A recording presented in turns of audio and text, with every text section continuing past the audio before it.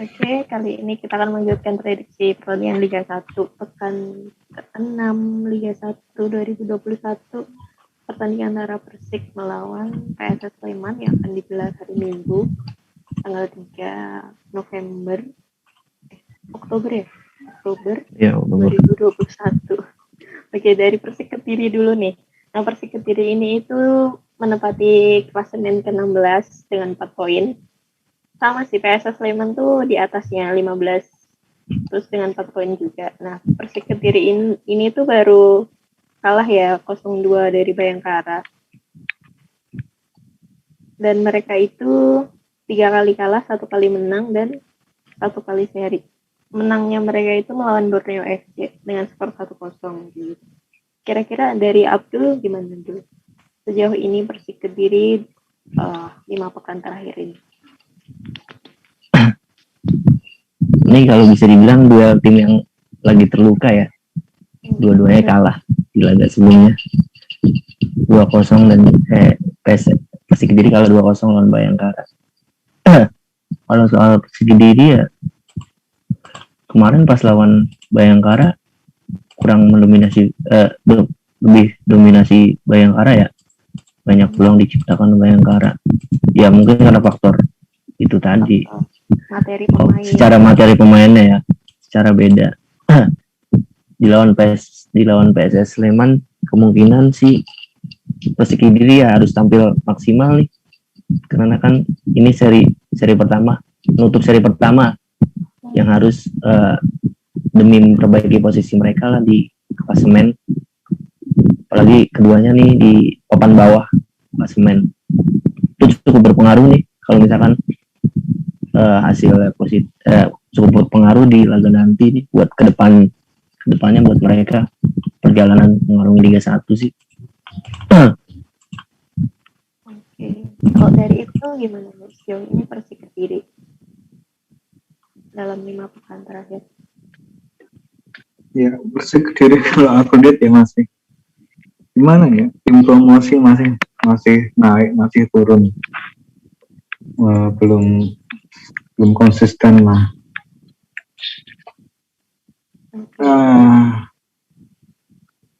Lanjut. Apalagi main asingnya kan juga baru dua yang kelihatannya nyetel sama permainan.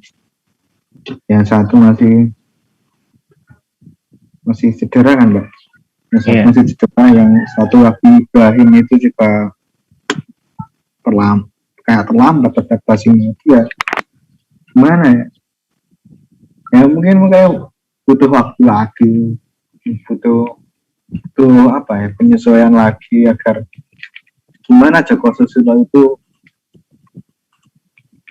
bisa menemukan strategi terbaiknya pemain inti terbaiknya, ya itu yang mungkin harus diulas dan diulik lagi Joko Susilo. Kemudian mereka kan juga masih Mbak, menurutku masih cari-cari strategi yang bagus itu, Mbak. Formasi-formasi yang bagus. Kadang mereka mainin 5 back, kadang mainin 4 back, kadang mainin 3 back, ya itu kan juga ya masih eksperimen itu, nah, posisi lo itu.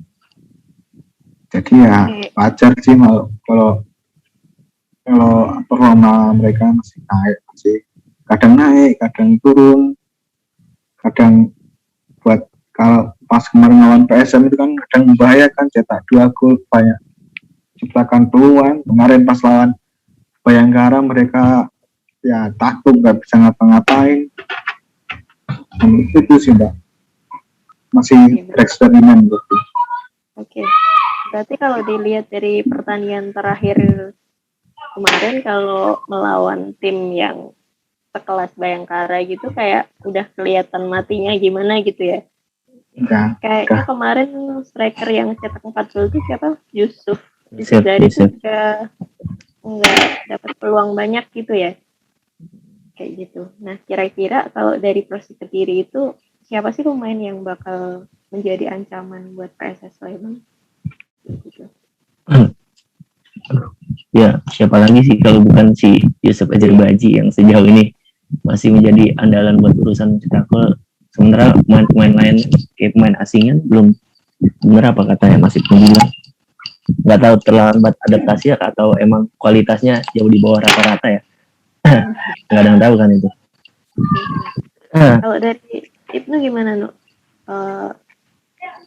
Pemain Persik yang bisa jadi ancaman. Nah, Persik menurut gua kan jadi susah ya. Mereka juga ada pemain yang dipanggil timnas juga kan kemarin 2 orang. Nah, ya kalau aku jadi Joko Sista ya mungkin ya agak pusing sih tinggal punya pemain ini. Untuk ya kalau pribadi ya mungkin ya Yusuf itu ya bisa jadi saya lagi nanti comeback lah, cetak gol lagi lah, bantu timnya menang lagi lah, soalnya baru meraih 1 kemenangan. Ya mungkin Berarti, itu. Kalau enggak mbak, pemain asing gelandang itu ya pak Macedo itu kalau Ingat. Ya tinggal kalau itu sembuh ya bisa sih itu nanti kan waktu awal-awal kan juga mainnya bagus banget itu tinggal. Kalau nggak ada tinggal cedera kan Persik itu kayak kesulitan kehilangan sosok penyuplai bola-bola ke depan dan pengatur permainan juga nggak ada, minim. Gelandang mereka juga minim lah mereka. Menurutku kalau Martido kembali lagi yang mungkin bisa bangkit lah Persik itu. Apalagi PSS juga nggak, ya sama-sama sih performanya sama-sama jelek gitu lah. masalah lagi trennya lagi buruk gitu ya. Oke, kalau ini peluangnya Persik untuk menang melawan PSS.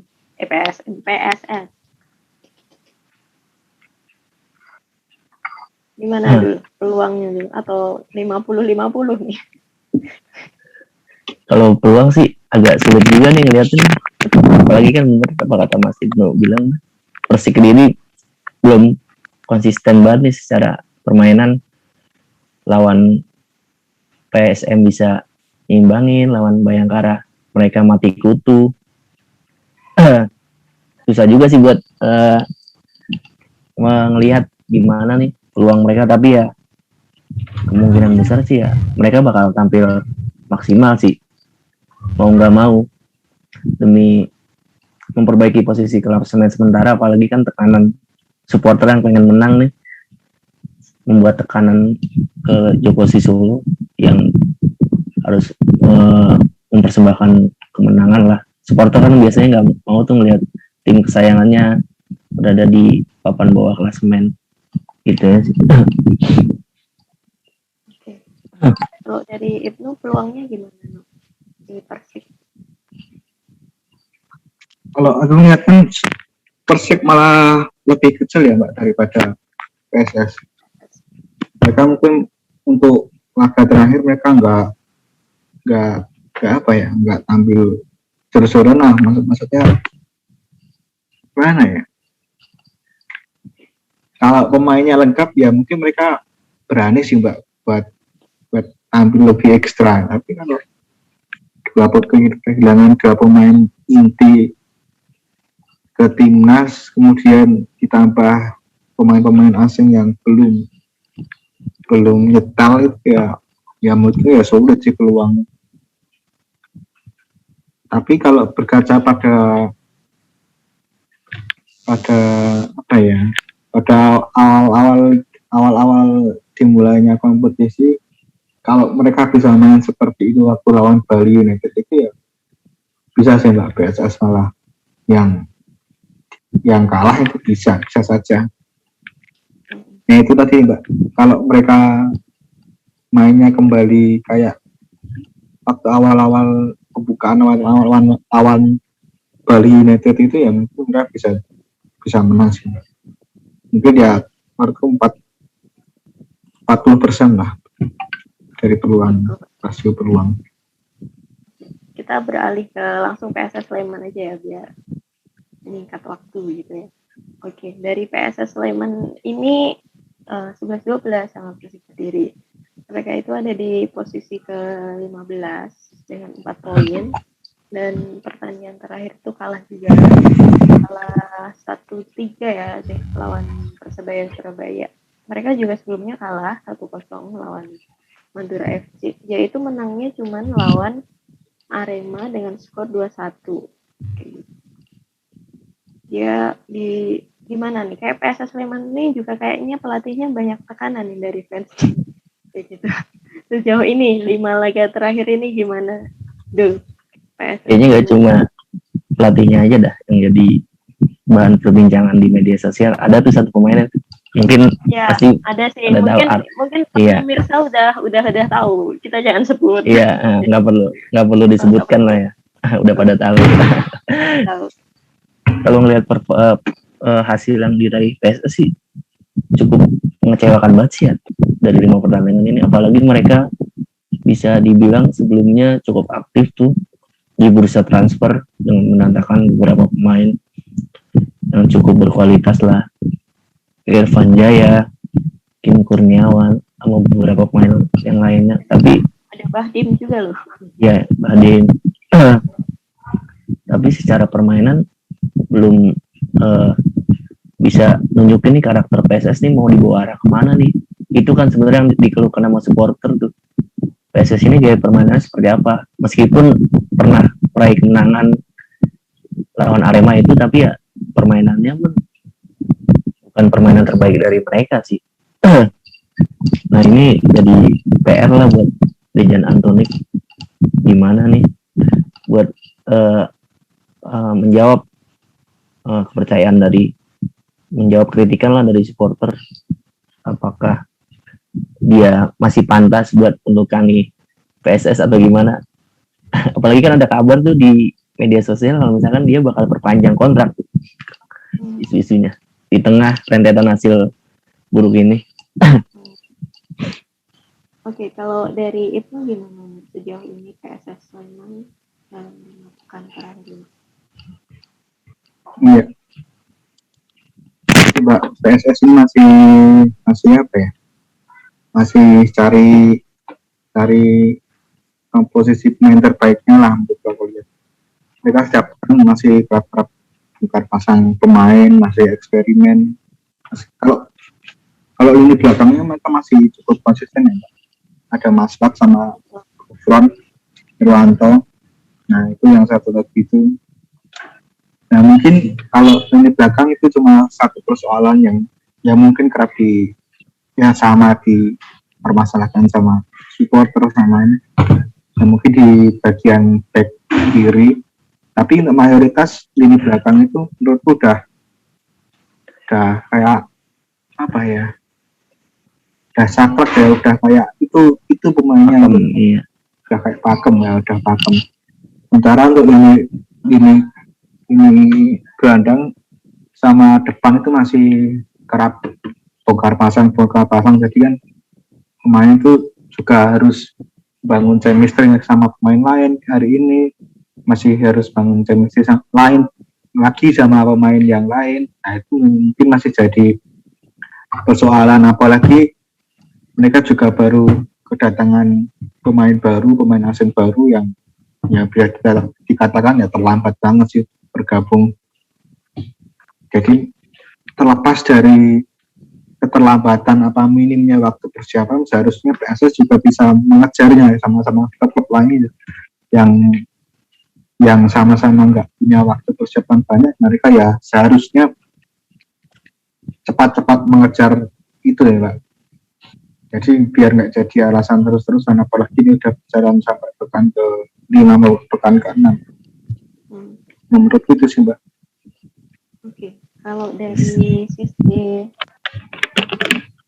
PSS Sleman nih, kira-kira pemain-pemain yang bisa jadi ancaman untuk Persik Kediri itu siapa?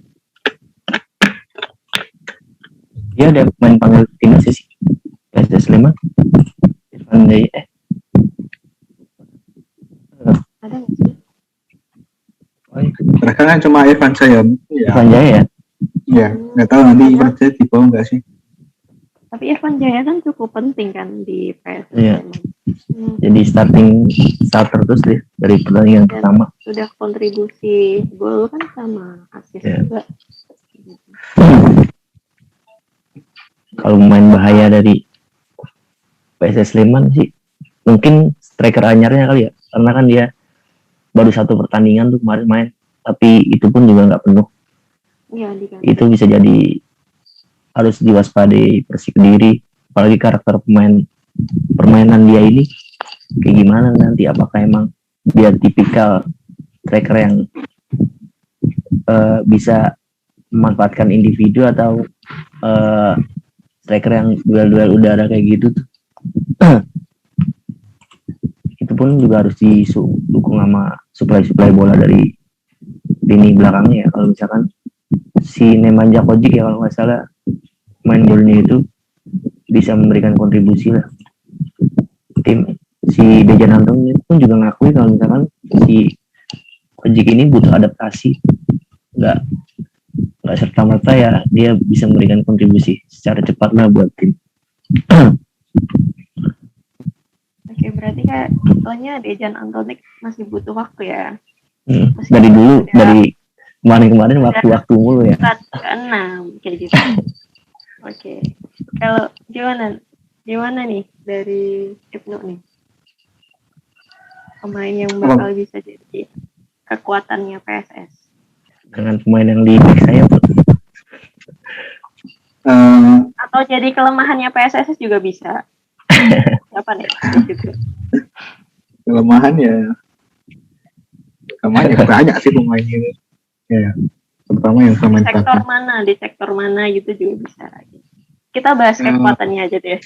Kita bahas kekuatan dulu. Pemain dari beberapa laga yang sempat aku lihat, walau nggak banyak, walau cuma ya nggak mantengin 90 menit. Tapi PSS itu aku lihat permainannya itu mudah, strateginya itu mudah kebaca sama pemain tim lawan. Dejan Antoni kayak miskin strategi itu menurutku. Jadi mereka cuma ngandelin dua pemain sayapnya untuk mengkreasikan gol. Irfan Jaya. Selebihnya kalau mereka udah buntu ya itu sudah kacau permainannya. Tapi dengan kemarin hadirnya Kojic sama Bahdim itu kan juga jadi menurutku kalau kemarin pertandingan Persebaya kemarin itu kayak Dejan itu kayak ini loh pemain terbaik versi saya gitu loh.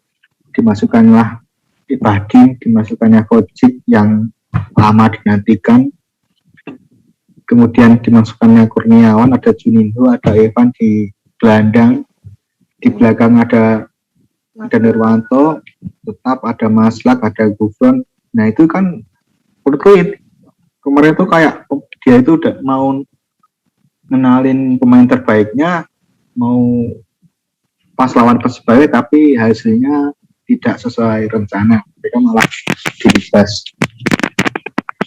Tapi kemungkinan kalau untuk kekuatan PSS ya Mbak, mereka dari segi psikis, dari segi mental pastinya mereka itu akan bangkit. Apalagi kemarin mereka dapat ada teguran dari manajemen, jadi itu ya mungkin jadi cambukan semangat ya buat laga nanti. Meskipun banyak kekurangan, banyak PR yang tadi seperti minim strategi, seperti kurangnya kekompakan, nah itu masih bisa dikejar lah.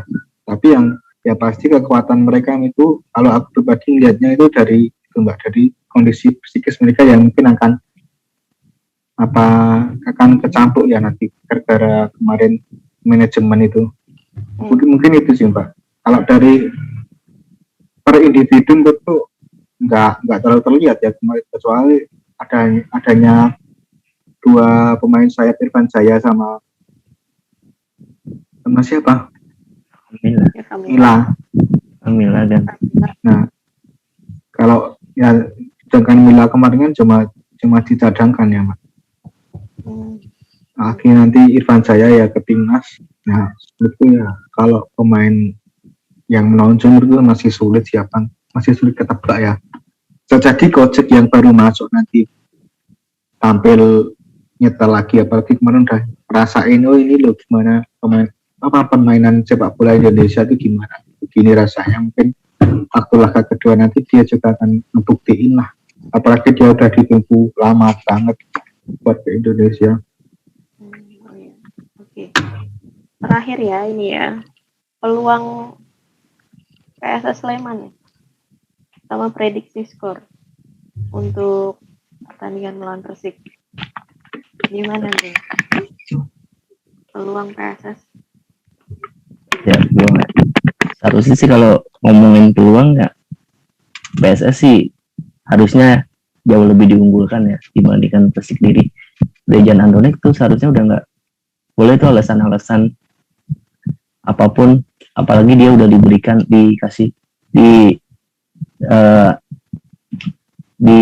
kemanjaan lah sama manajemen tentang kebijakan transfer yang sebelumnya udah terjadi. Tapi memang ya belum nemuin aja nih gimana gaya permainan PSS seperti apa. Tapi apa ya, tapi sempat baca-baca tuh di internet, setiap kali satu pemain yang selalu diomongin tuh di posisi kanan, kita sebut aja Arthur ya, setiap kali dia ditarik keluar, gaya permainan PSS itu lebih hidup dibandingkan saat dia di atas lapangan. Saya pun juga melihatnya kayak gitu, sama seperti apa yang disampaikan beberapa manajer online lah istilahnya di Twitter. Iya, di Twitter. Harusnya sih Dejan Antonik bisa mendengar lah. Kalau misalkan itu juga cukup masukan baik juga sih buat Dejan Antonik ya. Tinggal keberanian dia aja nih, gimana mengambil keputusan nanti, apakah tetap memberikan kepercayaan ke dia atau tidak. Kalau prediksi ya sekalian aja ya, mungkin sih seri sih kayaknya sih 0-0 dong ya, nggak tanpa gol sih kalau ngelihat di pertandingan sebelumnya mereka sulit mencetak gol, apalagi ciptakan peluang pun juga susah. 0-0 sih kalau dari saya pribadi. Kok dari Ibnu gimana terakhir peluang PSS dan prediksi? Tadi juga ada sih peluang lebih besar PSS dari segi pemain, mereka mulai lengkap dan mereka cuma tinggal ditinggal Irfan Jaya, sedangkan Irfan Badim sudah sembuh, kemudian 2 pemain asing udah gabung, udah ngerasain pertandingan. Menurutku PSS bisa sih Mbak, mereka apalagi tambah lagi yang tadi ya Mbak, teguran dari manajemen. Betul, PSS masih bisa sih meraih 2 kemenangan pada laga nanti. Bisa menang ya, bisa menang ya di pekan ke-6 ya, berarti ya peluangnya. Ada prediksi skor nggak no? Kalau nggak ada nggak apa-apa. Ada sih Mbak. Aku yakin sih PSS ini bisa bangkit lah dengan teguran itu. Mungkin PSS bisa menang 2-0 ya, kalau strateginya tepat ya. Kalau Dejan Antonik nggak macam-macam lagi, terus nggak mudah buntu, bisa sih Mbak. Nanti kan tergantung juga sama strateginya Dejan itu gimana. Tapi secara keseluruhan saya yakin PSS bisa menang.